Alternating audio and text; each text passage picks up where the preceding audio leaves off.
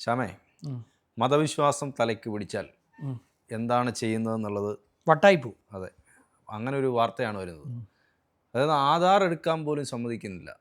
ഇന്ത്യയിൽ ജീവിക്കുന്ന ഒരാൾ ആധാർ എടുക്കണം, അല്ലെങ്കിൽ റേഷൻ കാർഡിൽ പേര് ചേർക്കണം, ഇത്തരം കാര്യങ്ങളൊക്കെ മുഖം പുറത്ത് കാണും എന്നുള്ളതുകൊണ്ട് ചെയ്യാൻ സമ്മതിക്കാത്ത ഭർത്താവ്, ആ ഭർത്താവ് ഒടുവിൽ ബുർഖ ധരിക്കാത്തതിന് ഭാര്യയും 2 മക്കളെയും കൊലപ്പെടുത്തി എന്നുള്ള വാർത്തയാണ് നമ്മൾ കേൾക്കുന്നത്.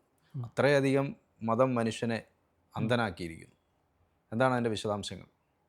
മുഹമ്മദ് ഫാറൂഖ്, ശ്യാംലി, ഉത്തർപ്രദേശ്. ഭ്രാന്തനായ ഒരു ഭർത്താവ്, മതം തലയ്ക്ക് പിടിച്ച് ഭ്രാന്തായിപ്പോയി ആ മനുഷ്യൻ. അതാണ് പറയേണ്ടത്. ഭാര്യയ്ക്ക് ആധാർ കാർഡില്ല, വോട്ടർ ഐ ഡി ഇല്ല, മറ്റേ പാൻ കാർഡില്ല, ഒരു രേഖകളുമില്ല. അങ്ങനെ ഒരു സ്ത്രീ ജീവിച്ചിരിക്കുന്നു. താഹിറ എന്ന് പറയുന്ന സ്ത്രീയാണ്. താഹിറ തഹീറ എന്ന് പറയുന്ന സ്ത്രീയാണ് ഇയാളുടെ ഭാര്യ, മുഹമ്മദ് ഫറൂഖിന്റെ ഭാര്യ തഹീറ മുഹമ്മദ്. ആ സ്ത്രീയാണ് ഇയാൾ കൊലപ്പെടുത്തിയത്. അവരെയും കൊലപ്പെടുത്തി, അവരുടെ 2 മക്കളെയും ഇയാൾ കൊലപ്പെടുത്തി. ഇത്തരത്തിൽ ഈ സ്ത്രീ ബുർഖ ധരിക്കാതെ, ബുർഖ ധരിച്ചുകൊണ്ട് ഒരു വോട്ടർ ഐ ഡി ഉണ്ടാക്കാൻ പറ്റില്ല. മുഖമൊത്തം മറച്ചു വെച്ചുകൊണ്ട് ഒരു വോട്ടർ ഐ ഡിയോ പാൻ കാർഡോ ആധാർ കാർഡോ ഒന്നും തന്നെ ഉണ്ടാക്കാൻ സാധിക്കില്ല എന്നിരിക്കെ, എന്നാൽ നിനക്കിതൊന്നും വേണ്ട എന്ന രീതിയിൽ ഈ സ്ത്രീയെ ഇയാൾ അടിമപ്പെടുത്തി ജീവിക്കുകയായിരുന്നു. ഇയാൾ ഈ വിവാഹ സ്ഥലങ്ങളിലൊക്കെ തന്നെ കാറ്ററിംഗ് സംവിധാനത്തിന്റെ കോൺട്രാക്ട് എടുത്ത് ചെയ്യുന്ന ഒരാളാണ് ഈ ഫറൂഖ്. ഈ ഫറൂഖിന്റെ പിതാവ് ദാവൂദ്, അദ്ദേഹം ഒരു നല്ല മനുഷ്യനാണ്. അദ്ദേഹമാണ് ഈ കൊലപാതകം പുറത്തു വരാനുള്ള പ്രധാനപ്പെട്ട കാരണക്കാരൻ. ഇല്ലായിരുന്നെങ്കിൽ ഈ കൊലപാതകം പുറം ലോകം അറിയാതെ പോകുമായിരുന്നു.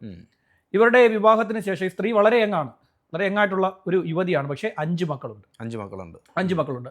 അഫ്രീൻ 14 വയസ്സ്, അസ്മീൻ 10 വയസ്സ്, ഷെഹ്രീൻ 7 വയസ്സ്, ബിലാൽ 9 വയസ്സ്, അർഷാദ് 5 വയസ്സ്.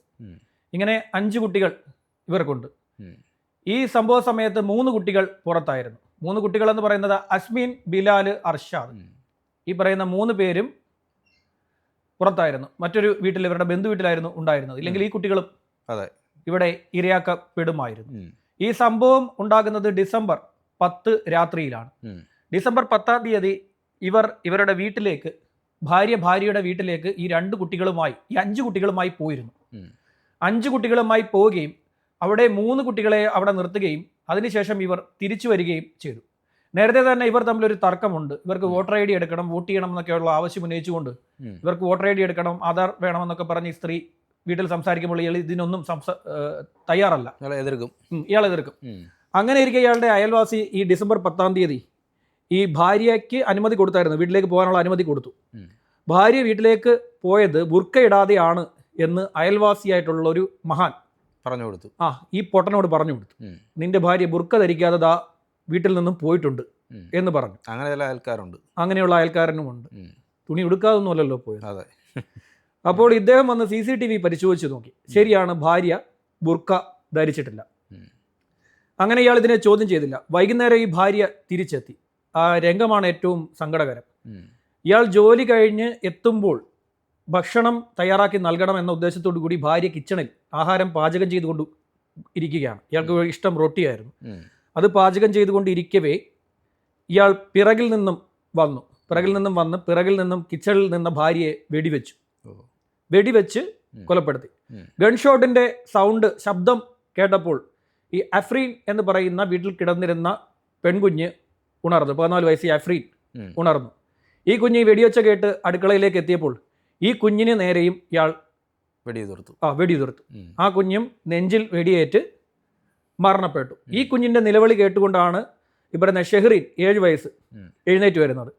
എഴുന്നേറ്റ് വന്നപ്പോൾ ഇയാൾ പിന്നീട് ഈ കുഞ്ഞിനെ ഇയാൾ വെടിവെച്ചില്ല. കാരണം 2 തവണ ഗൺഷോട്ടിന്റെ സൗണ്ട് പുറത്ത് കേട്ടിട്ടുണ്ട്. ഇനിയും കേട്ടാൽ പോലീസ് എത്തുമെന്ന് മനസ്സിലാക്കിയ ഇയാൾ, ഈ മനുഷ്യൻ, ആ കുഞ്ഞിനെ സ്ട്രാങ്കിൾ ചെയ്തു കളഞ്ഞു. എങ്ങനെ? കഴുത്ത് ഞെരിച്ച് കൊന്നു കളഞ്ഞു. അതിനെയും കൊന്നു. അങ്ങനെ 3 ജഡവും ഇയാൾ കിച്ചണിനോട് ചേർന്ന ഭാഗത്ത് വലിയ കുഴി എടുക്കുകയും 7 അടിയോളം വരുന്ന കുഴി 2 ദിവസം കൊണ്ട് ഇയാൾ എടുത്തു. അതിനുശേഷം ഈ 3 ബോഡിയും അതിലേക്ക് വലിച്ചിട്ട് പഴയ പോലെ തറ സെറ്റ് ചെയ്തു. എന്നിട്ട് ഇയാൾ ഒന്നും അറിയാത്ത രീതിയിൽ ജീവിച്ചു. അപ്പോഴാണ് ഈ ദാവൂദ് എന്ന് പറയുന്ന മനുഷ്യന്റെ എൻട്രി ഉണ്ടാകുന്നത്. ഫാറൂഖിന്റെ പിതാവായിട്ടുള്ള ദാവൂദ് എന്ന് പറയുന്ന വൃദ്ധനായിട്ടുള്ള മനുഷ്യൻ ഈ വീട്ടിലേക്ക് സ്ഥിരമായി വരാറുണ്ട്. അതിന് കുഞ്ഞുങ്ങൾക്ക് പലഹാരമൊക്കെ ആയിട്ടാണ് ഈ ദാവൂദ് വരാറുള്ളത്. 2-3 തവണ വന്നിട്ടും ഈ കുഞ്ഞുങ്ങളോ ഭാര്യയോ അവിടെ ഇല്ല. അപ്പോൾ ഈ മനുഷ്യനോട് ഇയാൾ പറഞ്ഞു, ഞാനുമായി വഴക്കിട്ട് അവൾ കുഞ്ഞുങ്ങളുമായി അവളുടെ വീട്ടിലാണ്, അവൾ ഇങ്ങോട്ട് വരാറില്ല എന്നുള്ള കാര്യങ്ങളൊക്കെ തന്നെ ഈ മനുഷ്യൻ പറഞ്ഞു കൊടുത്തു. ഈ ദാവൂദ് അവിടെ ഇത് വിട്ടില്ല. അദ്ദേഹം നേരെ ഭാര്യ, അതായത് ഫാറൂഖിന്റെ ഭാര്യയായിട്ടുള്ള തഹീറയുടെ വീട്ടിലേക്ക് ചെന്നു. വീട്ടിൽ ചെന്നപ്പോൾ അവർ പറഞ്ഞു, തഹീറ ഭർത്താവിന്റെ അരികിലേക്ക് 2 കുഞ്ഞുങ്ങളുമായി പോയി, ബാക്കി 3 കുഞ്ഞുങ്ങൾ ഇവിടെ ഉണ്ട് എന്നുള്ള കാര്യം പറഞ്ഞു. അപ്പോൾ ഇയാൾക്ക് സംശയമാണ്. അയാൾ നേരെ SP ഓഫീസിലേക്ക് പോയി തൻ്റെ മകൻ്റെ കാര്യത്തിൽ തനിക്ക് സംശയമുണ്ട്. അവൻ എന്താ പറയുക, കഠിനമായിട്ടുള്ള മതചിന്തയിൽ ജീവിക്കുന്ന ഒരാളാണ്. അവൻ കുറച്ച് കാര്യങ്ങൾ പറയുന്നുണ്ട്. അവൻ്റെ ഭാര്യ വീട്ടിലുണ്ട് എന്നാണ് പറഞ്ഞിരിക്കുന്നത്. പക്ഷേ ഞാൻ അവിടെ ചെന്നപ്പോൾ ഭാര്യയെ കണ്ടെത്താൻ സാധിച്ചില്ല. അവൻ്റെ പെരുമാറ്റത്തിൽ അസ്വാഭാവികതയുണ്ട് എന്നുള്ളതാണ് ഈ പിതാവ് നൽകിയ പരാതി. അതിന്റെ അടിസ്ഥാനത്തിൽ UP പോലീസ് ഇയാളെ പിടിച്ച് ചോദ്യം ചെയ്തപ്പോൾ ഭാര്യ എവിടെ പോയെന്ന് എനിക്കറിയില്ല, ഞാനുമായി വഴക്കിട്ട് വീട് വിട്ട് പുറത്തു പോയി എന്ന് പറഞ്ഞു. ഞാൻ നേരത്തെ പറഞ്ഞല്ലോ ഒരു CCTV, ആ CCTV ഇയാളെ ചതിച്ചു. ആ ഭാര്യ വീട്ടിലേക്ക് വരുന്ന ദൃശ്യം ഈ CCTVയിലുണ്ട്. പിന്നീട് പോലീസ് അത് പരിശോധിച്ചപ്പോൾ പിന്നീട് ആ സ്ത്രീ ഒരിക്കലും പുറത്തു പോയിട്ടില്ല. 10-ാം തീയതി ആ വീട്ടിലെത്തിയ സ്ത്രീ പിന്നീട് പുറത്തു പോയിട്ടില്ല. അങ്ങനെ ഒരു ദൃശ്യം ആ CCTVയിൽ ഇല്ല. അതേ CCTV ഇയാളെ ചതിച്ചു. ഇയാൾക്ക് ആ CCTV പറഞ്ഞു തന്നോ, ആ CCTV തന്നെ ഈ ഫറൂഖ് എന്ന് പറയുന്ന മതഭ്രാന്തനെ ചതിച്ചു. പോലീസ് വീടാകെ പരിശോധിച്ചപ്പോൾ തറയിലെ ഒരു ഭാഗത്തെ ടൈലുകൾ പുതിയ ടൈലുകളാണ്. നേരത്തെ പാകിയിരുന്ന ടൈലിന്റെ നിറമല്ല പുതിയ ടൈലിന് ഉള്ളത്, അത് പുതുതാണെന്ന് കൃത്യമായി മനസ്സിലാക്കി. പോലീസ് ആ തറ പൊളിച്ചപ്പോൾ 3 ജഡവും മൃതശരീരവും അതിനുള്ളിലുണ്ട്. അതോടുകൂടി കുറ്റം സമ്മതിച്ചു. ബുർക്ക ധരിക്കാത്തതിനാലാണ് താൻ ഇത് ചെയ്തതെന്ന് ഈ ഫറൂഖ് പോലീസിനോട് പറഞ്ഞു. ബുർക്ക ധരിക്കാതെ ഈ ഭാര്യ പുറത്തു പോയതോടുകൂടി നാട്ടുകാർ, സമീപവാസികളെല്ലാം തന്നെ പുച്ഛിച്ചു. താൻ പറയുന്നത് അനുസരിക്കുന്നില്ല, ദൈവചിന്ത തൻ്റെ ഭാര്യയ്ക്കില്ല, മതവിശ്വാസം തൻ്റെ ഭാര്യയ്ക്കില്ല, അവൾ സാത്താൻ്റെ കൈകളിൽ പെട്ടുപോയ സ്ത്രീയാണ് എന്ന രീതിയിൽ പലപ്പോഴും അയൽവാസികൾ പറഞ്ഞതുകൊണ്ടാണ് താൻ ഈ കൃത്യം ചെയ്തതെന്ന് പറഞ്ഞു.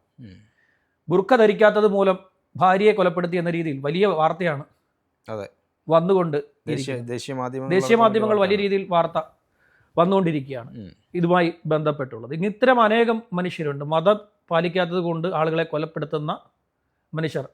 മുമ്പ് ഒരു മകളെ മതചിന്തയുടെ തീവ്രത മൂലം അച്ഛനും അമ്മയും ചേർന്ന് കൊലപ്പെടുത്തിയായിരുന്നു, ഓർമ്മയുണ്ടോ? മകളെ കൊലപ്പെടുത്തി, അമ്മ കൈ പിടിച്ച് കെട്ടിവെച്ചു കൊടുത്തു, അച്ഛൻ കഴുത്ത് ഞെരിച്ച് ആ യുവതിയെ കൊലപ്പെടുത്തി. പള്ളിയിൽ വരുന്നില്ല, വിശ്വാസമില്ല, ഇതുപോലെ മതചിന്തയില്ല എന്നതിനാണ് ആ കുട്ടിയെ അമ്മയും അച്ഛനും ചേർന്ന് കൊലപ്പെടുത്തിയത്. മലയാളികളാണ്. രാജ്യത്ത് എവിടെയും ഇത് നടക്കാം. കാര്യം മതം തലയ്ക്ക് പിടിച്ചു കഴിഞ്ഞാൽ അതാണ്, മതഭ്രാന്ത് തലയ്ക്ക് പിടിച്ചാൽ ഇതൊക്കെ സംഭവിക്കും. ശരി.